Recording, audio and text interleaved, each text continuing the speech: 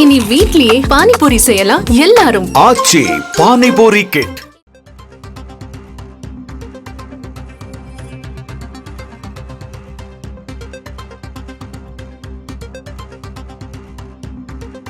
தொகுதி மறுவரையறை தொடர்பாக முதலமைச்சர் மு.க.ஸ்டாலின் கருத்து தெரிவித்திருக்கிறார். அண்மை செய்தியாக பார்க்கிறோம். தொகுதி மறுவரையறை என்ற பெயரில் தமிழ்நாட்டின் தொகுதிகளை குறைக்க பாஜக அரசு முயல்வதாக முதலமைச்சர் ஸ்டாலின் கூறியிருக்கிறார். உச்சநீதிமன்றம், உயர்நீதிமன்றத்தில் தமிழ் ஒலிக்க வேண்டும் என்றும் முதலமைச்சர் மு.க.ஸ்டாலின் குறிப்பிட்டிருக்கிறார். தஞ்சாவூரில் திருமண நிகழ்வில் பங்கேற்ற முதலமைச்சர் இந்த விஷயங்களை குறித்து பேசியிருக்கிறார். அண்மை செய்தியாக பார்த்து வருகிறோம். தஞ்சாவூரில் ஒரு திருமண நிகழ்ச்சியில் பேசிய முதலமைச்சர் மு.க.ஸ்டாலின் உச்சநீதிமன்றம், உயர்நீதிமன்றத்தில் தமிழ் ஒலிக்க வேண்டும் என்று பேசியிருக்கிறார்.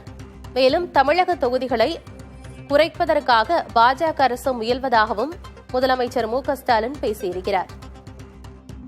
தொகுதி மறுவரையறை தொடர்பாக முதலமைச்சர் மு.க.ஸ்டாலின் ஆரம்ப கட்டத்திலிருந்தே தனது நிலைப்பாட்டை தெரிவித்து வரும் நிலையில் தஞ்சாவூரில் திருமண நிகழ்வில் பங்கேற்று முதலமைச்சர் இதுகுறித்தும் பேசியிருக்கிறார். அதனை பார்க்கலாம்.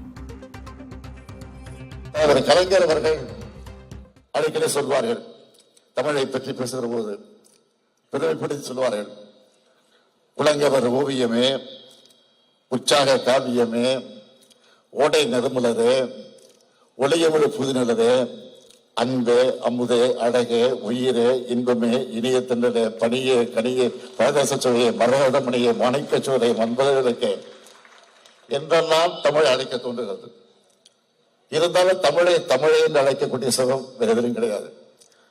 அப்படிப்பட்ட அந்த தமிழ் மொழிக்கு செம்மொழி என்ற அந்த சிறப்பை பெற்று தந்தவர், பெருமையை தேடி தந்தவர் நம்முடைய கலைஞர் அவர்கள். ஆகவே அதைத்தான் இன்றைக்கு நாங்கள் நீதியரசர் வந்து வைக்கக்கூடிய சூழ்நிலையை பயன்படுத்தி இந்த வேண்டுகோளை வைத்திருக்கிறது வேறல்ல. இன்னொன்று வேண்டுகோள் என்னன்னா, மணமக்களுக்கு நான் வைக்கக்கூடிய வேண்டுகோள், அதுவும் ஒவ்வொரு திருமணத்தையும் நான் சொல்வது உண்டு. உங்களுக்கு பிறக்கக்கூடிய குழந்தைகளுக்கு அழகான தமிழ் பெயர்களை சூட்டுங்கள் என்ற அந்த வேண்டுகோளையும் நான் மணமக்களுக்கு வைக்க விரும்புகிறேன். எல்லா திருமணத்தையும் நான் சொல்லிக் கொண்டு வருவது. ஏற்கனவே நம் பொதுக்குழு தீர்மானம் நிறைவேற்றியிருக்கிறோம். ஆக அந்த அடிப்படையில் தமிழ் பெயர்களை சூட்ட வேண்டும் என்றும் நான் அவர்களுக்கெல்லாம் என்னுடைய வேண்டுகோளை எடுத்து வைக்க விரும்புகிறேன். நம்முடைய நீதியரசர் மதிப்புக்குரிய உச்சநீதிமன்றத்தினுடைய நீதியரசர் பேசுகிற போது ஒன்றை சொன்னார்கள், சுந்தரேஸ்வரர் ஒன்று சொன்னார்கள், 16 பெற்று பெருவாழ் வாழும் என்று சொன்னார்கள்.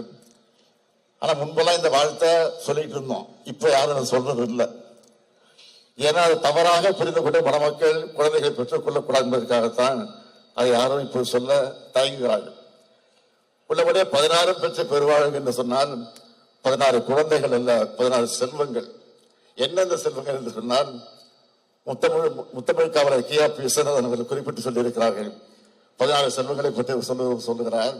மாடு, மனை, மனைவி, மக்கள், கல்வி, கேள்வி, அறிவு, ஒழுக்கம், நிலம், நீர், வயது, வாகனம், பொருள், போகம், புகழ். இதான் 16 செல்வங்கள்.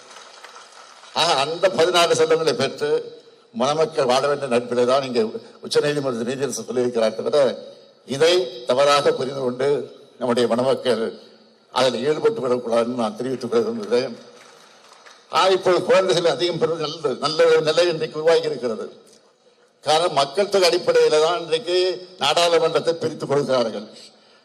நாம் இன்றைக்கு குடும்ப கட்டுப்பாடு செய்து கொண்டிருக்கிறால் இன்றைக்கு தமிழ்நாட்டுக்கு ஒரு ஆபத்து இருக்கிறது. என்ன ஆபத்துனா, நாடாளுமன்றத்தினுடைய எண்ணிக்கை குறைக்கக்குள்ள சொல்லி வந்திருக்கிறது. போவதை பார்க்க பார்த்தா நாமும் ஏன் அதை குறைக்க வேண்டும், அதிகப்படுத்திக் கொண்டு நாடாளுமன்றத்தில் அதிக இடங்களை பெறலாம் என்று அந்த சூழ்நிலை வந்திருக்கிறது. இதையும் நான் யோசிக்க வேண்டிய சூழ்நிலை இருக்கிறோம்.